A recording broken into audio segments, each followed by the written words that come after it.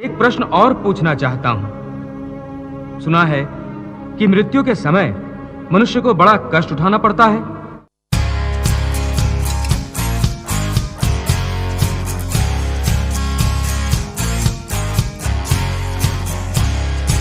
एक प्रश्न और पूछना चाहता हूं। सुना है कि मृत्यु के समय मनुष्य को बड़ा कष्ट उठाना पड़ता है, चाहे वो मृत्यु युद्ध भूमि पर किसी शस्त्र के घातक घाव के कारण हो या अपने आप आए।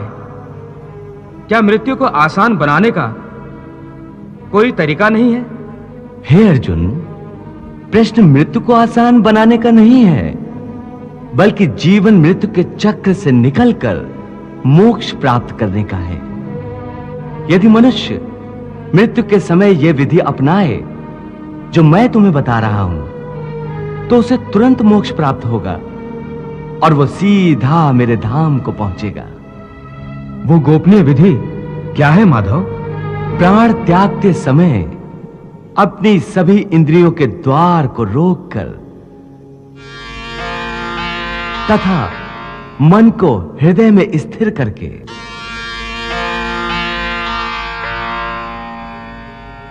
और प्राण को मस्तिष्क में स्थापित करके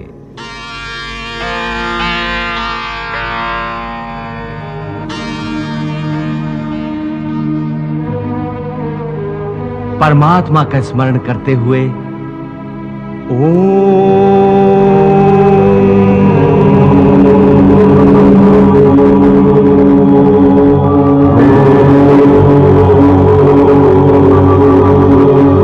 ओम मंत्र का उच्चारण करें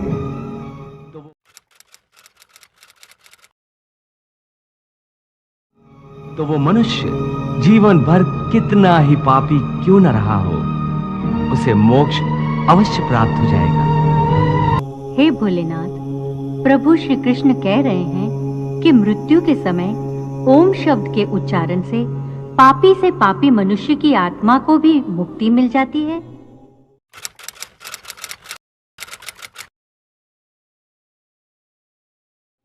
देवी, ओम केवल एक शब्द नहीं है, समस्त मंत्रों का शिरोमणि मंत्र है ओम। इसकी महिमा अनंत है।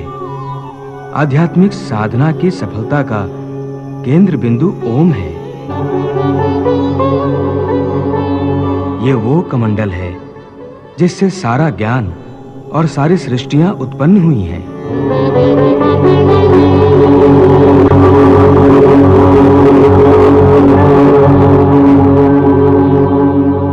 की साधना ज्ञान और भक्ति के मार्ग को प्रकाशित कर देती है और अपने जीवन में ओम का उच्चारण करते रहने वाले प्राणी को सुख, समृद्धि, वैभव और वैराग्य प्राप्त होता है। श्री शिव पुराण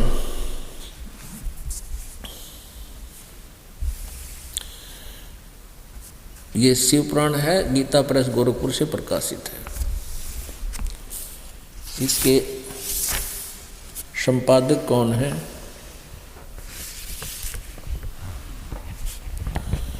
श्री हनुमान प्रसाद पोदार, और ये गीता प्रेस गोरखपुर से प्रकाशित है।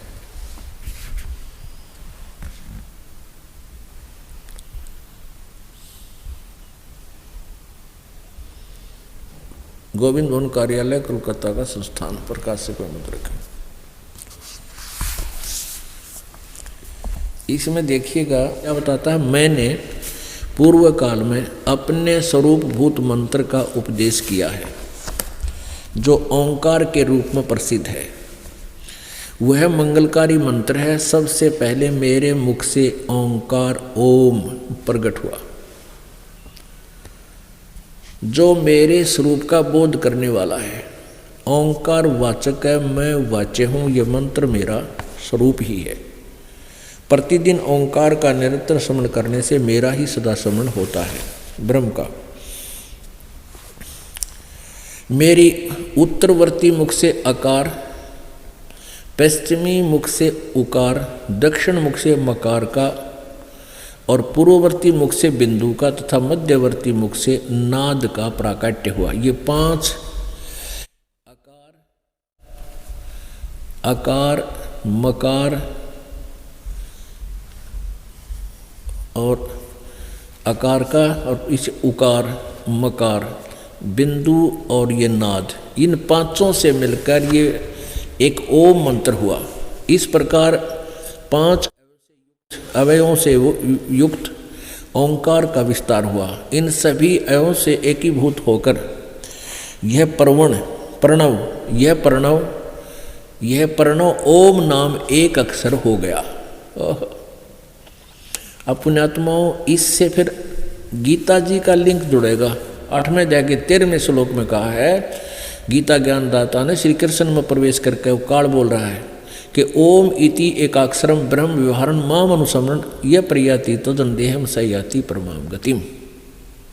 तो यहाँ भी ये कह रहा है कि ओम मेरा एक अक्षर ओम है। गीता जी अध्याय नंबर 4 के श्लोक नंबर 5 और 9 में ये काल भगवान कहता है, ब्रह्म कहता है, गीता बोलता हुआ श्री कृष्ण में प्रवेश करके कि अर्जुन तेरे और मेरे बहुत जन्म हो चुके हैं, तू नहीं जानता, मैं जानता हूँ। मेरे जन्म और कर्म अलौकिक हैं।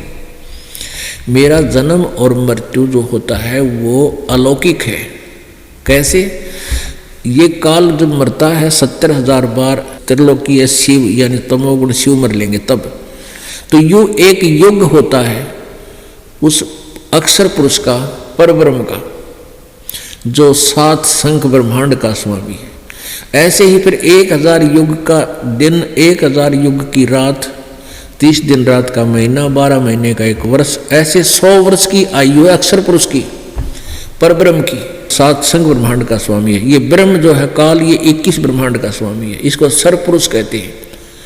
और इस परब्रह्म को अक्षर पुरुष कहते हैं। श्रीमद् भगवद गीता अध्याय नंबर 15 के श्लोक 16-17 में इन तीनों का विशेष वर्णन है, परम अक्षर ब्रह्म का और इस सर्वपुरुष और अक्षर पुरुष का। तो ये भी मरेगा।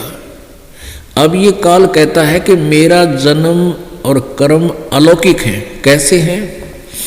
कि ये यहाँ मर जाता है जब 70,000 बार ये त्रिलोकीय शिव जो वर्तमान बैठे हैं, यो ब्रह्मा मरेगा, क्योंकि ब्रह्मा जी के 50 वर्ष पूरे हो लिए और 50 और रहते हैं, तो वो भी पूरे होंगे, यूँ मरेगा। उसके बाद ऐसे 7 और ब्रह्मा बैठा दिए जाएंगे, फिर विष्णु मरेगा, फिर 7 विष्णु ऐसे मर लेंगे, साथ में ब्रह्मा भी मरते रहेंगे, फिर एक शिव मरेगा, ये शंकर मरेगा, काल का पुत्र। और जब 70,000 बार ये प्रक्रिया हो लेगी तब एक काल मरेगा ब्रह्मलोक में।